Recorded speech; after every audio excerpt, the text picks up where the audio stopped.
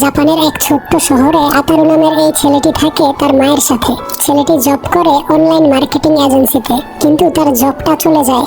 এই খারাপ সময়ে তার বিনোদনের একমাত্র উৎস ছিল জে-পপ আইডল কানুকো। সে তার আইডলকে সব সময় ইনস্টাগ্রামে ফলো করত। কানুকোর এক পোস্টে সে একটা হিডেন মেসেজ লক্ষ্য করে। আড়াআড়ি ভাবে পড়লে বোঝা যায় সেখানে লেখা হয়েছে আই লাভ মিস্টার সাতোশি। কিন্তু জনপ্রিয় অভিনেতা মিস্টার সাতোশি ছিল বিবাহিত।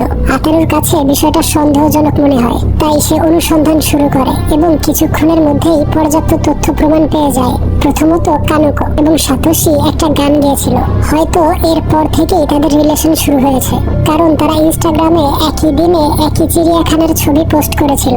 এমনকি তারা একই রকম ব্রেসলেট ব্যবহার করে। তবে সবচেয়ে গুরুত্বপূর্ণ প্রমাণ হচ্ছে সাতোশির হাতের ফুলগুলো কানুকোর রুমে দেখা যায়। অর্থাৎ মাত্র 30 মিনিটের এই রিসার্চে আতারু বুঝতে পারে তার পছন্দের সেলিব্রিটি একজন বিবাহিত পুরুষের সাথে অবৈধ সম্পর্কে লিপ্ত। সে এই সমস্ত তথ্য প্রমাণ তার টুইটার অ্যাকাউন্টে আপলোড করে দেয়, আর মুহূর্তেই বিষয়টা ভাইরাল হয়ে যায়। কিছুক্ষণ পরেই তার কাছে একটা মেসেজ পাঠানো হয় আদালত থেকে। লেখা ছিল, কে-পপ আইডল কানুকোর বিরুদ্ধে অপবাদ ছড়ানোর কারণে আপনাকে 10 লাখ টাকা জরিমানা দিতে হবে। এই মুহূর্তে এত টাকা তার কাছে নেই। তখনই তার মা ডেকে জানায় দুজন পুলিশ অফিসার এসেছে তাকে খুঁজতে। আতারু একদম হতবাক হয়ে যায়। সে কখনোই ভাবেনি যে এত দ্রুত পুলিশ চলে আসবে। দেখা যায় ডিটেকটিভ ব্রাঞ্চ থেকে নুমাতা এবং সাইকা নামের দুজন অফিসার আসে। তারা আতারুকে কিছুই বলে না, শুধু তার টুইটারে করা সে পোস্ট দেখায়। এই দেখে আতারু স্বীকার করে নেয় সে নিজেই সমস্ত রিসার্চ করেছে। এই শুনে অফিসাররা জানায় তার রিসার্চ অ্যাবিলিটি অসাধারণ।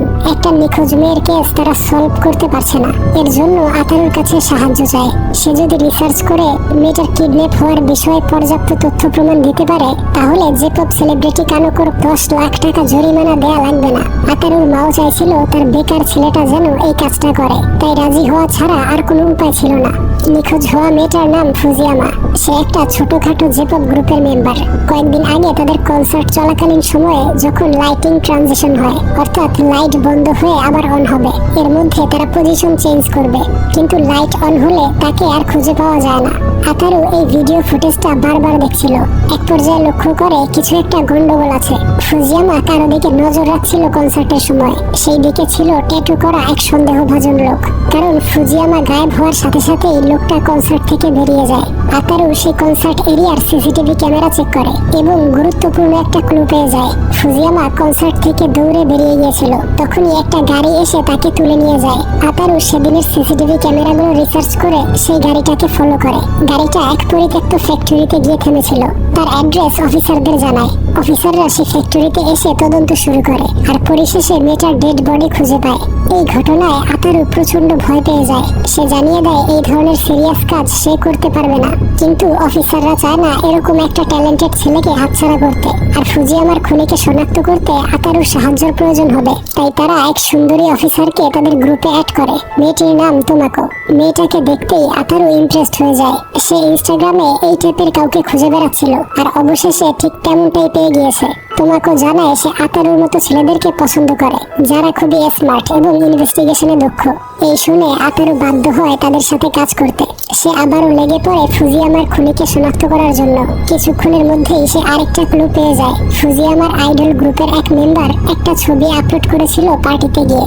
মেয়েটার পাশে আরেকটা মেয়ে ছিল যার মুখ দেখা যাচ্ছিল না, তবে সেই মেয়েটার হাতে দুটো তিল ছিল। ঠিক একই রকম দুটো তিল ফুজিয়ামার হাতেও দেখা যায়। অর্থাৎ ফুজিয়ামা তার গ্রুপ মেম্বারদের সাথে একই পার্টিতে গিয়েছিল। সেই পার্টির পর থেকে ফুজিয়ামা, যার খুব বেশি টাকা পয়সা ছিল না, সে খুবই দামি এক ব্র্যান্ডের $2 লাখ মূল্যের একটা ব্যাগ নিয়ে ছবি আপলোড করেছিল। এতে তার সন্দেহ আরো বেড়ে যায়।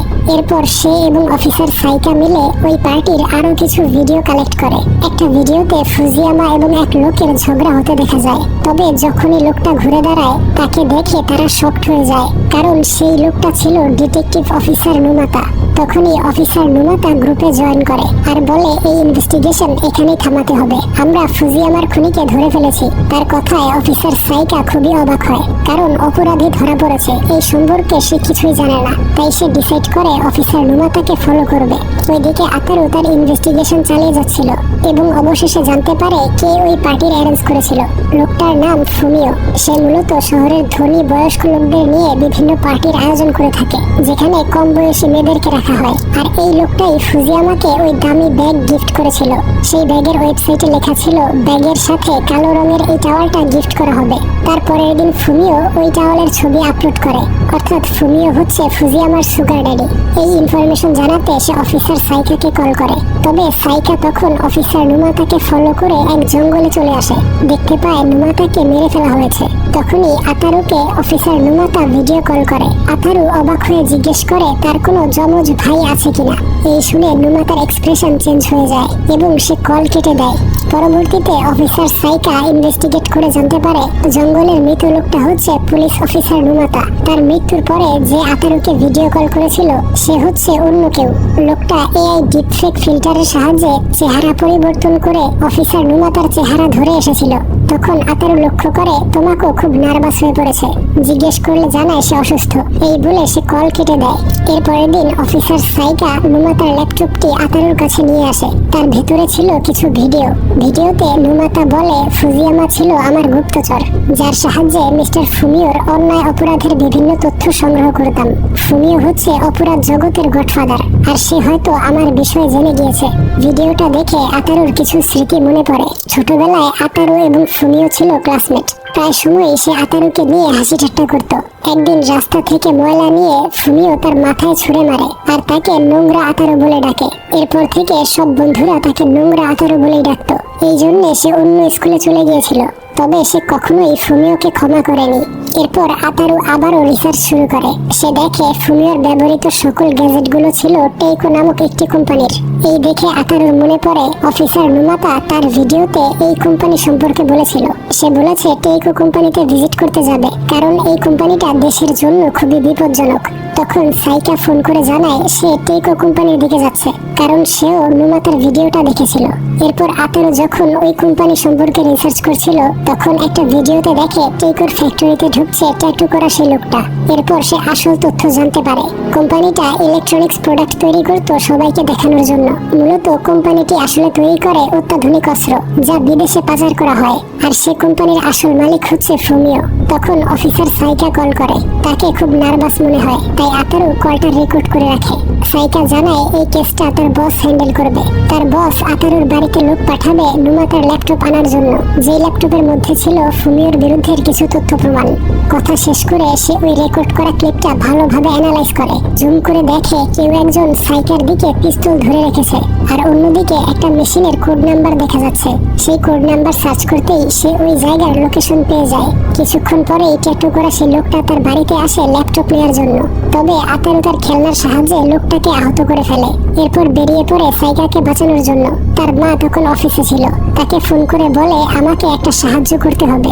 এরপর দৃশ্য পরিবর্তন হয়ে ফ্যাক্টরিতে চলে আসে, যেখানে সাইকাকে আটকে রাখা হয়েছে। তারা জানায় ছেলেটা ল্যাপটপ নিয়ে পালিয়ে গিয়েছে, তাই এখন তাকে মেরে ফেলা হবে। ঠিক তখনই আতারু এসে আতশবাজি ছুড়ে দেয় এবং তার ওয়াটার গানের পানির সাথে মশলা মিশিয়ে গুন্ডাদের চোখে ফায়ার করে। এরপর যখন সাইকাকে নিয়ে পালিয়ে বের হবে তখন ফুমিও এবং তার লোকজন তাদেরকে ধরে ফেলে। ফুমিও তার ছোটবেলার ক্লাসমেট আতারুকে দেখেই চিনে ফেলে এবং তাকে নোংরা আতারু বলে খেপায়। এরপর সেই ল্যাপটপ ছিনিয়ে নেয় এবং তাদেরকে মেরে ফেলার অর্ডার করে। তখন তার ফোনে অনেক নোটিফিকেশন আসছিল, আর তা চেক করে দেখে সোশ্যাল মিডিয়ার হটলিস্টে সে 1 নম্বরে আছে। তার কুকর্মের সমস্ত এভিডেন্স লাইভে দেখানো হয়েছে, আর সেই ভিডিওতে কয়েক মিনিটেই মিলিয়ন ভিউজ হয়ে গিয়েছে। তখন আতারু রহস্য উন্মোচন করে জানায় অফিসার নুমাতার রিকোয়েস্টে ফুজিয়ামা রাজি হয়েছিল ফুমিওর সাথে প্রেমের অভিনয় করতে। সেই মেয়েটি ফুমিওর মোবাইলের সমস্ত তথ্য পেন ড্রাইভে কপি করে নিয়েছিল। তথ্য চুরির বিষয়টা বুঝতে পেরে ফুমিও তার লোক পাঠায় ফুজিয়ামাকে ধরে আনার জন্য। সেই লোকটাকে দেখতেই ফুজিয়ামা পালিয়ে যায়। যাওয়ার আগে তার এক গ্রুপ মেম্বারের ব্যাগে পেন ড্রাইভটা লুকিয়ে রাখে। আর তখনই সেই মেয়েটা এসে ভাবে ফুজিয়ামা তার ব্যাগ চুরি করতে এসেছে, আর এই চুরির ঘটনা সে সোশ্যাল মিডিয়াতে লিখেছিল। সেই পোস্ট দেখে আতারু বুঝতে পারে ফুজিয়ামা চুরি করতে যায়নি, বরং গিয়েছিল পেন ড্রাইভটা রাখার জন্য। তাই সে ট্যাক্সিতে উঠে তার মাকে পাঠিয়েছিল সেই মেয়েটার বাড়িতে পেন ড্রাইভ উদ্ধার করতে। সেই মেয়েটা তখন লাইভে ছিল। তার মা পেন ড্রাইভ উদ্ধার করে সমস্ত তথ্য লাইভে প্রকাশ করে দেয়, আর মুহূর্তেই লাইভটা ভাইরাল হয়ে যায়। আর কিছুক্ষণের মধ্যেই পুলিশ এসে ফুমিওকে ধরে নিয়ে যাবে। এই সব কিছু বলে আতারু তাকে ধাক্কা দিতেই তার পায়ে নোংরা লেগে যায়, আর এবার আতারু তাকে নোংরা ফুমিও বলে খেপায়। এরপর গল্পের শেষে আতারু খুঁজে পায় তোমাকুকে, যে মেয়েটা তাকে ইনভেস্টিগেশনে হেল্প করেছিল। আতারু তাকে প্রপোজ করে, কিন্তু তোমাকো তাকে রিজেক্ট করে দেয়, কারণ সেই মেয়েটা হচ্ছে আতারুর মা। এই দেখে আতারু দৌড়ে যায় তার মায়ের রুমে, দেখে অফিসার সাইকা তার মায়ের সাথে বসে রয়েছে। আসলে তারা সবাই চেয়েছিল আতারু যেন এই কেসটার সমাধান করে, তাই তারা সিদ্ধান্ত নিয়েছিল ডিপ ফেক ফিল্টার ব্যবহার করা হবে তার মায়ের উপরে। আর এত বড় ধোঁকা খেয়ে সে ঘর থেকে বেরিয়ে যায়।